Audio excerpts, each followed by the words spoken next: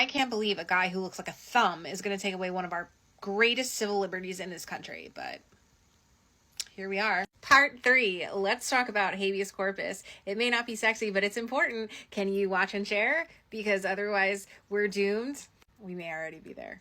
But let's be in this together, shall we? Even bigger than your constitutional right to carry arms is the writ of habeas corpus. I know, can you believe it? And you can find it in Article 1, Section 9 of the Constitution. The word habeas corpus is Latin, and it means like of the body. Basically, what it means is if you're jailed for any reason, if the government or any ruling body takes you away and keeps you as captive, they have to bring you to a court and tell the court what you're charged with. They can't just haul you off to a prison and keep you there shackled indefinitely. None of that Tower of London fuckery here. The concept and right of habeas corpus is so established, it's so important, that it predates our Constitution. Not only our Constitution, it predates the Magna Carta, the concept of it. But we first see it like explicitly in writing in 1679 when Parliament passes an act because basically they're just concerned about monarchy fuckery.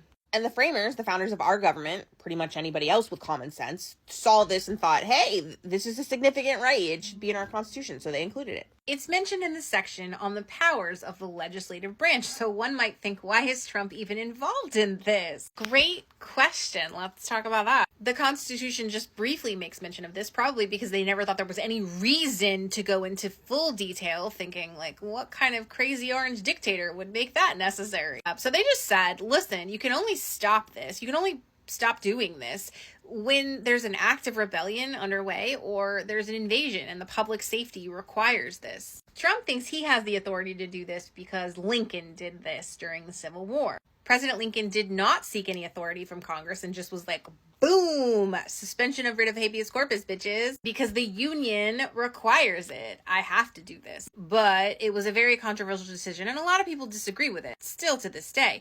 Though, after the fact, Congress was like, we're cool. It's cool. It's okay with us. And everybody went on about their business. But because Lincoln did this, it gave question as to what authority does the president have as an executive to do something like suspension of habeas corpus without consulting Congress, because it doesn't say they have to consult Congress. It doesn't even say the president has the authority to do this. Lincoln just did it. Like so many things in our Constitution where the language isn't specific and it's intentionally built that way, and it's fine until someone comes along and fucks with it. Right? Until someone comes along and tries to take that power. Thing is, we've seen these people argue that January 6th was a peaceful protest. So I believe that they 100% will convince some people that we are in the midst of rebellion or an invasion and try to say that it is constitutionally permissible for this man to suspend habeas corpus. What would be the reason for suspending habeas corpus? Like, why would they want to be able to imprison people without giving reason for why they've imprisoned them in a very public way? And I have some thoughts. And suspicions. It's one thing to kidnap people off the street, imprison them, and deport them and say, well, they had no rights to be here. It's quite another to take U.S. citizens, specifically those that are in power and working to fight off the current administration. It's one thing to take them and put them in prison and not tell anybody about it. Because what changes for this administration? What can they get away with if they're able to silence their biggest critics? That is what should be concerning everyone. The fact that this gives them the power to silence their biggest critics because they don't have to parade them in front of a judge, because they don't have to answer to anybody for why they've taken that person and imprisoned them and shackled them. This is such a tremendous overreach of executive authority. I can't even express to you the amount of red flags that come up, not even just from looking at that man. I mean, the principles behind this that are in direct violation of the Constitution. So yeah, you should be contacting your members of Congress and letting them know that this is concerning to you.